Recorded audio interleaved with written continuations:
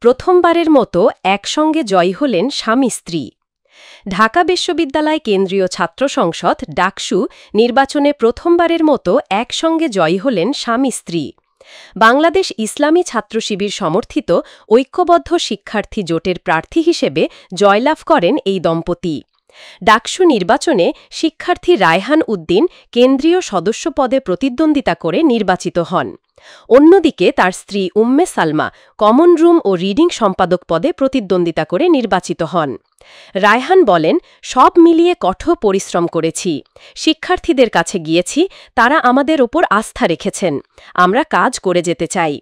উম্মে সালমা বলেন, শিক্ষার্থীদের সমস্যাগুলো চিহ্নিত করে সমাধান করাই হবে আমার কাজ। রায়হান উদ্দিন 18-19 শিক্ষাবর্ষের ইংরেজি বিভাগের এবং উম্মে সালমা একই বিভাগের 2020-21 শিক্ষাবর্ষের শিক্ষার্থী।